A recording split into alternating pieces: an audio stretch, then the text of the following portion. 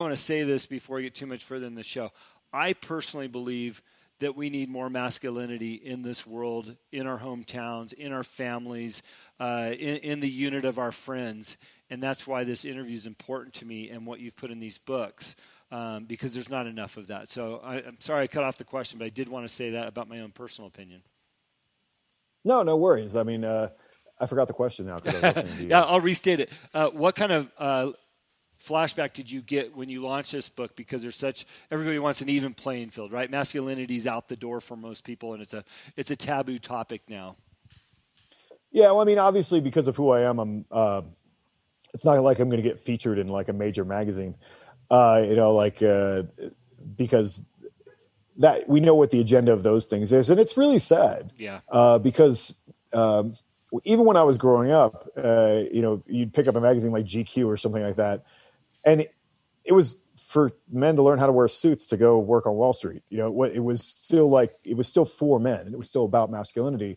And now it's just this weird feminist thing from New York, where they just push that culture outward.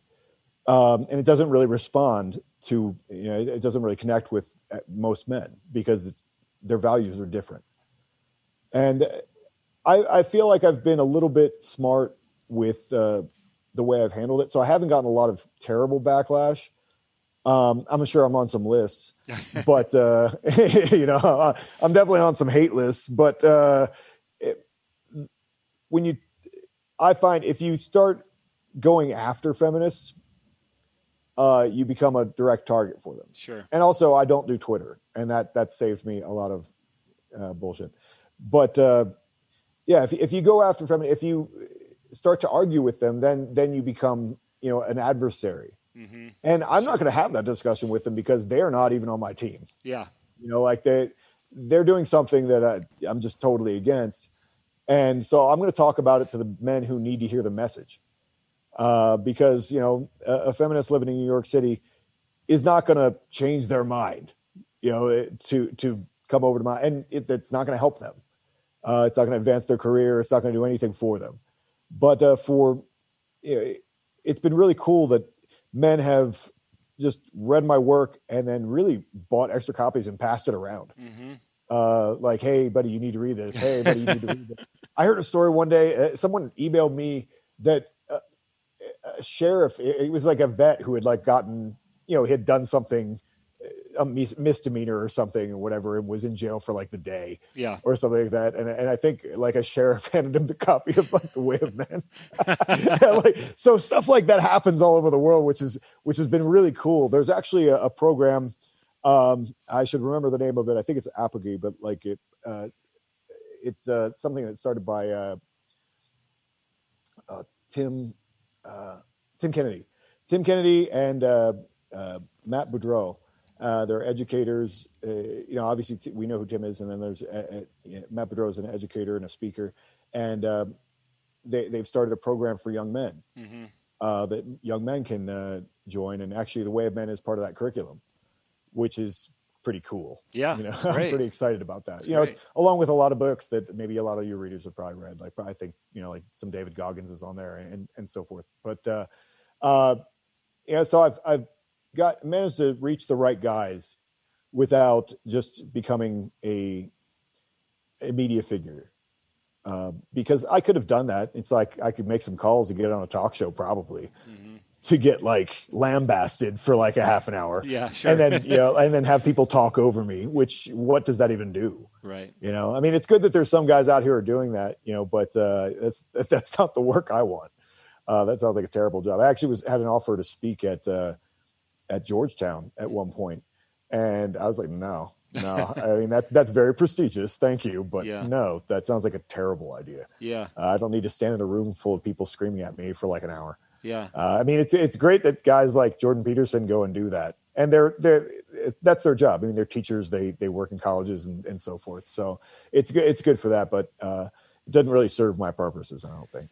Do you feel that this book has crossed over? You talk about being an artist, and maybe this started out as a piece of art in your mind, but you feel this has crossed over more to a education tool and maybe that was the intent to be an education tool. But I feel like there's a lot of value in this in that manner. Yeah, as an educational thing. Yeah, I mean, I do think my theory that I set for is a good workable theory. The tactical virtues and so forth from The Way of Men. I think that's a very workable definition of masculinity. I mean, it's somewhat abstract, but all psychology really is. But I think it's workable, and I can read that book now, and I still agree with everything in it. So I'm pretty happy about that, because there's some things I've written in life that I'm like, oh, I wouldn't say it that way. But now, The Way of Men is something I think it's kind of the best thing I've done in my life, and I think it'll survive me. Mm-hmm. And so I'm excited about that. But it does have, I think, as kind of an outsider personality. I'm a guy who went to art school, and like I'm outside of what a dude who grew up in the country and has been killing deer and slaughtering things all of his life. He's saying all the same things that I am, but he doesn't have the outside perspective. Yeah, because it's just like, well, this is how things are, and so he hasn't had to look at it from an analytical perspective in the way that I had to, coming from a different angle. So I think a lot of my job at this point is I feel like I have a responsibility sometimes to say things that I can see that other people can't. Mm-hmm. It's like, well, that's true, but there's another layer to this, and I, for whatever reason, I'm tuned into that layer. And so I feel like I can see some extra things. And, I even like the political situation and so forth. It's like, I don't want to talk about that. I just want to be a guy who says wise things and sits on a chair, but maybe sometimes I think I have to, because I have a way to say it that maybe it needs to be heard. Yeah. Yeah. I agree with that. That's why we do this show. By the way, what city were you in or living in at the time when you wrote this book? Oh, The Way of Men? Yeah. Portland. Portland. Okay. Yeah, I was in Portland. And 2012, is that when it came out? Yes. Yeah. Portland was still kind of normal then. Yeah, I mean, it had, people always laughed at it from across the country, like, oh, the hipsters are there. But it really, at the time, I mean, maybe in 2012, it was getting pretty big. It was pretty normal place. And then what happened, I think, was that show Portlandia came out, and which is basically people from LA making fun of people in Portland. But then a whole bunch of people moved from LA to Portland to go like, to be a jerk. All the ugly people from LA moved to Portland so that they could like be weird hipsters and not have to care how they looked and like whatever. And so it kind of became a caricature of itself. Yeah. And now that we've seen that like come to complete fruition. But yeah, when I was there, I mean, I always said, I'm like, oh, there's like 1,500 hipsters downtown, and then the rest of it is just normal, and so, you go 15 minutes outside the city, at least at that time, and, you're shooting guns and it's a normal place. Yeah. So I really liked that about Portland at the time. And I was ashamed that it's no longer that way. Yeah, sure. But, yeah, I mean, it was still pretty normal place. And like I said, I had a pretty normal job. I'm just, I'm loading trucks, so.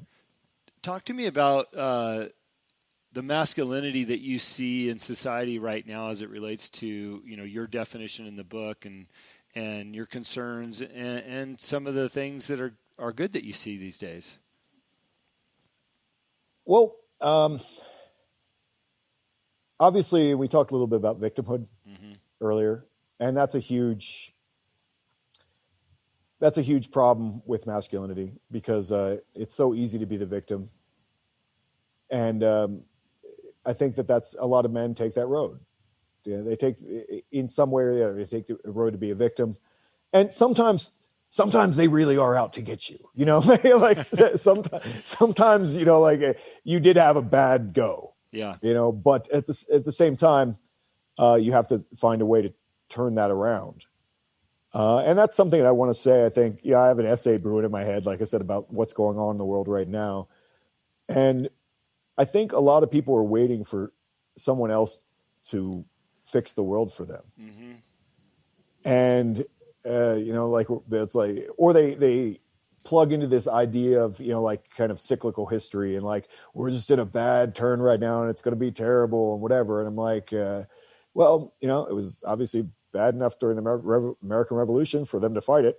And it was every other war that's happened in history, every other revolution, every other thing that's gone on. It's our responsibility. It's the responsibility of men who are alive right now. Yeah. To, if there's something wrong, this is our shot. This is our shot to do something about it, and we can't really hide from it. Yeah. It's interesting that you say that. I mentioned earlier, maybe it was off the air, I talked about Andy Frisella in his podcast last night talking about masculinity. He also said the same thing. He's on the same level that you are in terms of your mind thinking. He said, the time is fucking now. There's not going to be some patriots that come out of the woods to save us. It's you and I doing what we feel is right for our families and for our country. And without the politics, in the middle of all that, we're the ones, as you just suggested. It's us to make the change. Yeah, and it's a tough one, but it's.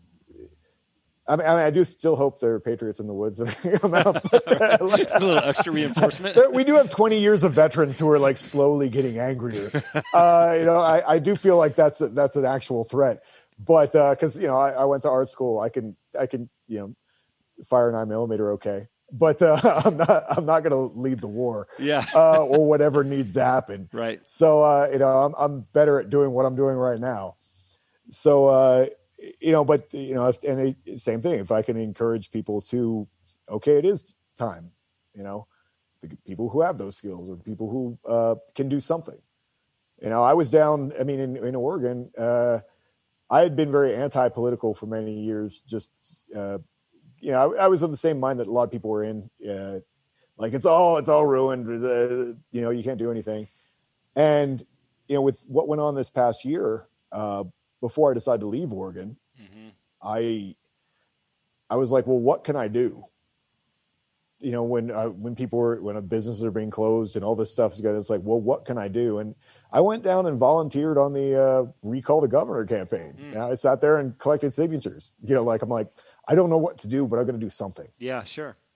And that taught me a little bit about the state of that political system or whatever. But I think that there's a lot of places where that's a little bit more viable than in Oregon. And I think that instead of just withdrawing completely, I think that now's the time when guys have to get really involved. Without getting too dramatic, I mean, freedom dies in America. Right. Like if it goes away forever. Yeah. And so I think people need to realize that and not wait for some, meteor to come and crash so we all go back to zero or something, Well, and I hope that more people are getting that message is that everybody needs to do something. Like you, back in the election cycle 2016, I felt like, gosh, what can I do living in this small city in Southern California at the time? And I'm a marketing guy by trade, so I volunteered to help a campaign market, for state assembly, and I learned a little bit about politics, the bullshit around it all for both parties. And but at least I was involved in something. That's what I could do. And I hope more people do what they can do. Now I'm in Montana, and I'm head deep in the GOP up here, but doing everything I can. I mean, Montana could still be saved. I mean, I moved to Utah because I'm like, freedom might die here. Like the Mormons will hold it. Yeah. But it's. But yeah, I mean, that's exactly. And man, marketing is something that they lack. Yeah.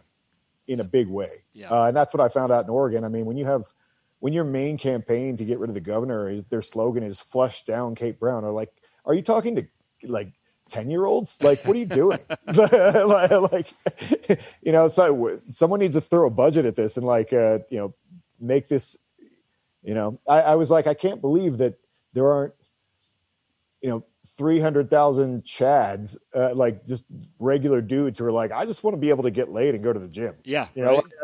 Like I feel like there's enough of those guys alone to like do a recall campaign in that state, but you're not reaching them because you're, it's like, it was all kind of boomery and not appealing. And they have to learn how to be sexy. I mean, and that's something I've talked about to the, just generally in the dudes with messages like we're talking about and so forth. You're in competition with Hollywood.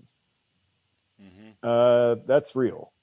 and you're in competition with huge budgets and powerful messaging, but we have the tools to make this look good.